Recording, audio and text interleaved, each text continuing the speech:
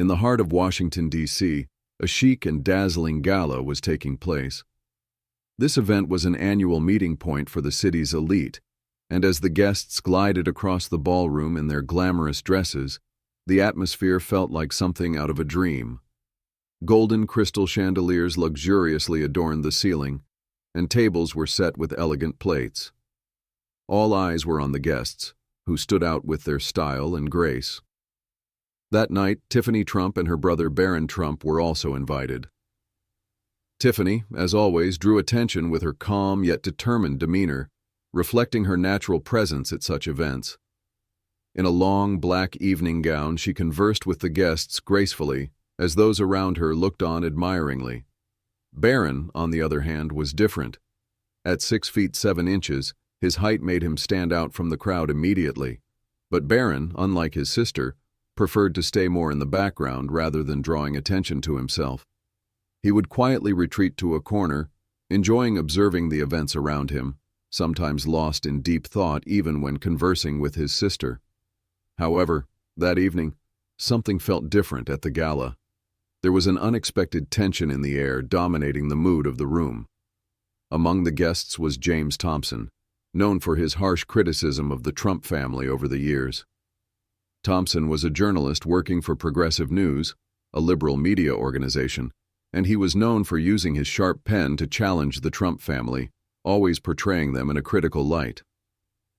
That night, James sat just a few steps away, reading a text on his phone, while keeping a watchful eye on Tiffany and Barron, eager for an opportunity. Thompson had written news pieces for years criticizing the Trump family, and frequently accused its members of being out of touch with the people and working for personal interests.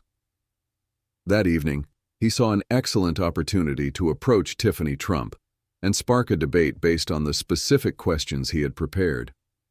Tiffany had long been involved in charity work, but had also been frequently criticized on social media for her luxurious lifestyle. For Thompson, this could be the perfect moment to corner Tiffany. After a while, as Tiffany prepared to join a group in the room, James Thompson encouraged himself and approached her. Barron, quietly staying close to his sister, scanned Thompson's movements. However, the noise and crowd were so intense that no one noticed their proximity.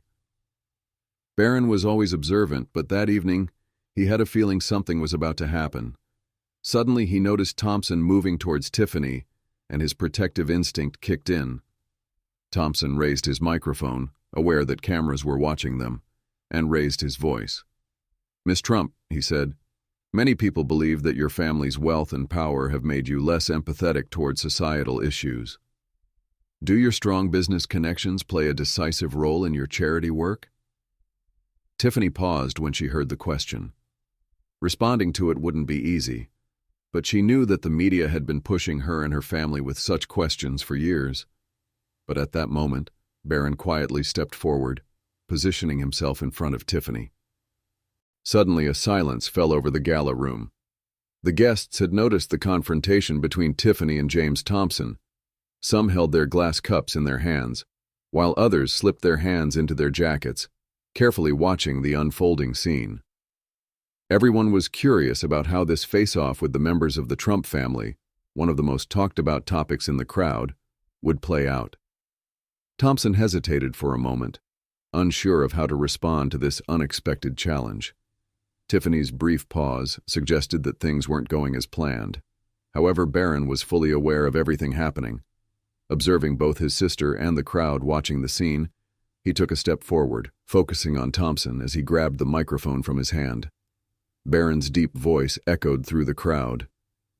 "You know, Mr. Thompson, you may always hold a certain perspective, but social issues cannot be solved with simple and superficial comments." The firmness in his voice seemed to linger in the air. His eyes glinted, almost as if each word was a direct challenge to Thompson. Thompson remained silent for a few seconds. The situation had unexpectedly shifted. Barron's calm demeanor and the intelligence in his response were forcing both him and the journalist's intended provocation into a corner. Although Thompson had been taken aback by Barron's poise, he wasn't ready to back down. Thompson continued nervously.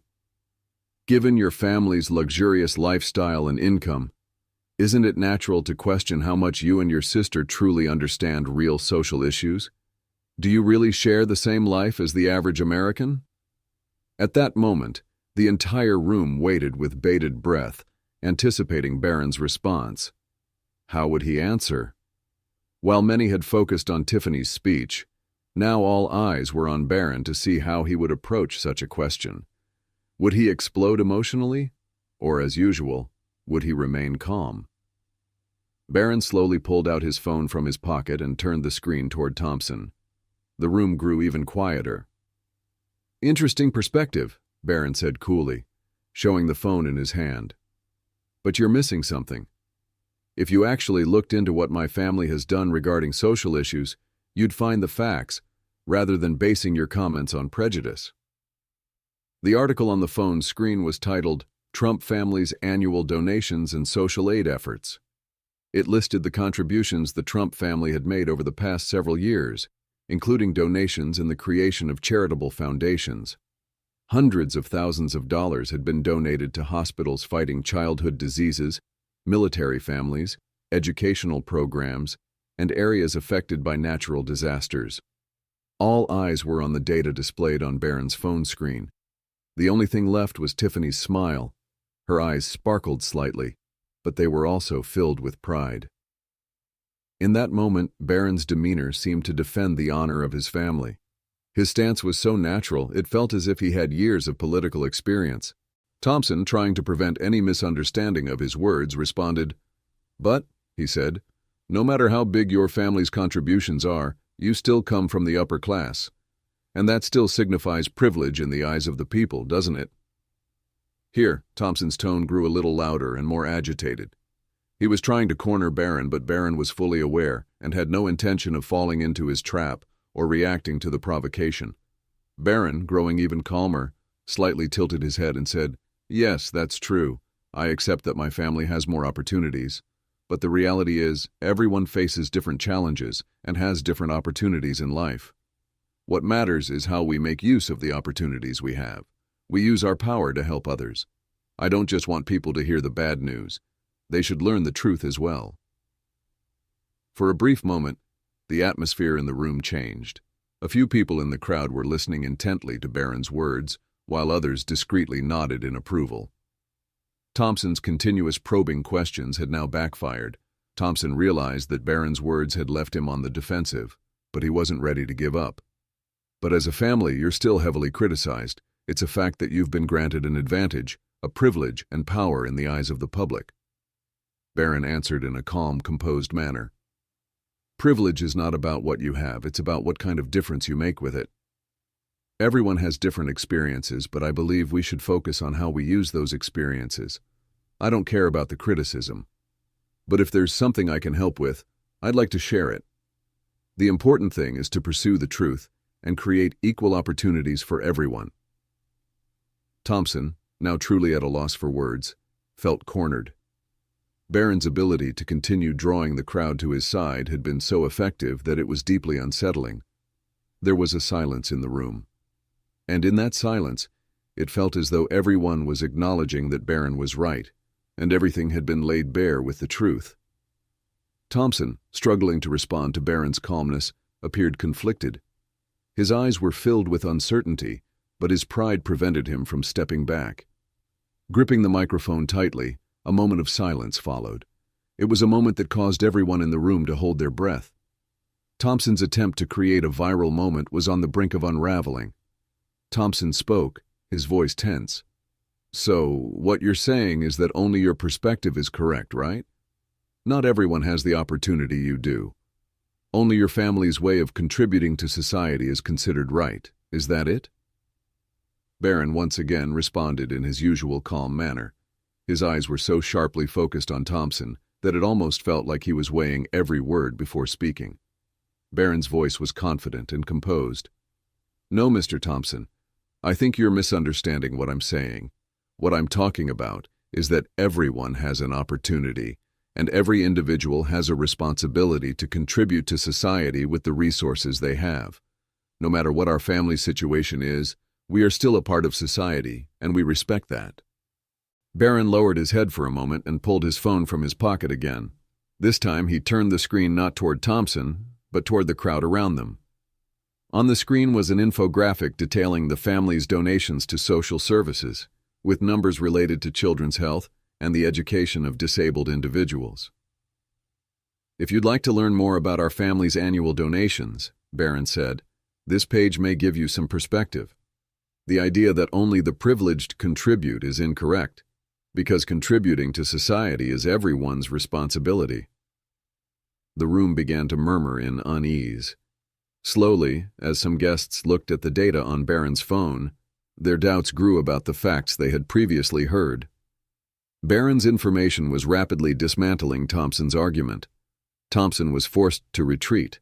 However, wanting to preserve his ego, he quickly tried to shift the attack. "But we also..." Thompson looked around momentarily, as if searching for something to say. "You must admit that being wealthy and dealing with social issues can create an exclusionary effect. It inevitably makes you privileged." Barron took a deep breath and responded, "Every person's life is different, Mr. Thompson. And yes, each individual may have different advantages, but what matters is how you use those advantages. We try to use our opportunities to help others. You, on the other hand, are just trying to create a negative perspective with your questions." Thompson's desperation was becoming more evident with every passing second. He had begun to sweat, and the eyes of the crowd were now entirely on him. But still, Thompson continued, struggling to keep his thoughts together. "You living in such luxury, doesn't that give you an advantage?" Barron sharply responded to the question once again. "You're still asking the wrong questions, Mr. Thompson. Don't get hung up on the word rich. Our family and we chose to turn it into an opportunity, but each of us has a responsibility to contribute to society. Moreover, by chasing this question, you're missing the most important point. You should be measuring the impact of our donations, not their source." The atmosphere in the room began to shift in Barron's favor. Thompson, eyes filled with frustration and anger, stared at Barron, now fully backed into a corner. The crowd turned toward Thompson, exchanging glances, nodding in agreement with Barron's words. One guest, lowering their head, whispered to another, "Wow, this kid really has a deep mind." Another murmured, "No one can say anything against Barron. What a calm and strong presence he has." Tiffany stood proudly by her brother's side, her eyes shining with pride. In that moment, Barron's demeanor wasn't just influencing a family, it had captivated the entire room. Thompson, with one last attempt, tried to respond, but every word seemed to fall flat. "But your family, after all, you continue to live in luxury. Do you really, how should I put it, manage to connect with the public?" Barron answered again, calmly and briefly. "We try to reach the public by communicating properly. It's that simple. The rest is about shaping perception in the eyes of the public, but those who know the truth also have the right to speak." Thompson was now completely cornered. His eyes were wide, as if they might pop out of his head, but he couldn't find the words to say. This is really an interesting perspective," he muttered, his voice growing weaker. At that moment, Barron slowly extended the microphone toward Thompson. In the midst of the tense atmosphere in the room, a sudden silence fell. Thompson, unsure of what to say, paused for a moment, then swallowed hard, took the microphone, and gently said, "Thank you," before slowly retreating.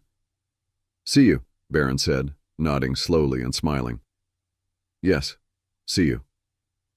With that, Thompson quickly cut through the crowd and, with hurried steps, exited the gala hall. Thompson, Barron's calm and powerful response caused him to quickly retreat, heading toward the exit of the gala hall. His eyes were still somewhat vacant, still in shock, as if searching for the right words to say, but unable to find them. He had lost the respect of the public, and it had been clear from the start. As he distanced himself from the cameras and microphones and walked toward the door, he wondered to himself, "How can I fix this?" But the answer was simple. He couldn't fix it. The crowd fell silent as Thompson exited, but this silence was the kind of stillness that followed Barron's victory. Everyone was processing what had just happened. Slowly, people around Barron began to whisper to each other, shaking their heads in disbelief. Wow, the kid is really strong, so calm, yet so effective. He's not only sensible, but also so knowledgeable. How did he stay so composed? What exactly happened to Thompson? This wasn't anything like we expected. Tiffany, standing proudly by her brother, watched him with admiration. She observed each of his steps carefully, but in Barron's eyes there was no gleam of victory. He had simply stood up for what was right, nothing more. His eyes, though aware of the significance of the moment, remained patient and contemplative, as they always were. The atmosphere in the hall began to relax and people resumed socializing. Laughter slowly filled the air, and a few people began to approach Barron to offer their congratulations. One man, very politely, extended his hand to Barron. "I really admire you, Barron. The way you stayed so composed and handled that situation was truly impressive." Barron smiled as he shook the man's hand and replied, "Thank you. What matters is always speaking the truth and staying calm." Then another guest came over smiling and said to Barron, "You gave an amazing answer. Thompson really got cornered, and so quickly. The media will write about this, but let's see if they'll write the truth."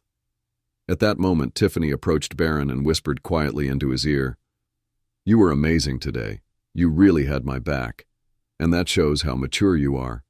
I'm so proud of you, Barron." Barron winked at her with a brief smile. "I'm always here for you, Tiffany.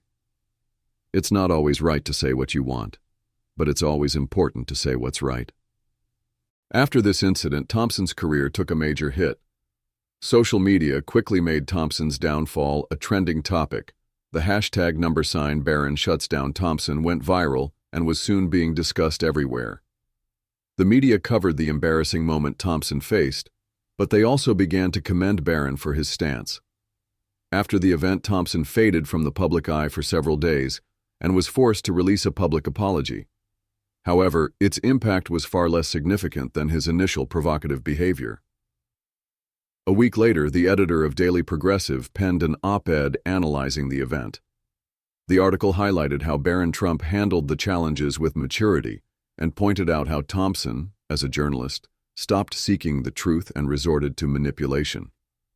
The piece read, "Many people think Barron Trump is just a rich kid, but last night's incident showed that he is an intelligent and responsible young man. This is proof not only of his family's strong presence, but also of the strength of his own character." That night, the events at the gala quickly spread on social media. Barron's maturity and knowledge were widely praised by users. On Twitter and Instagram, quotes from Barron were shared, hashtags became trending topics, and many celebrities liked and shared his words. Political analysis pages in particular describe Barron's stance as a major victory in the social media world. However, just a few days later, Thompson reached out to other media outlets, attempting to regain his credibility in the field of journalism. Unfortunately, it was impossible for him to regain the trust he had lost in the face of Barron's clear and direct statements.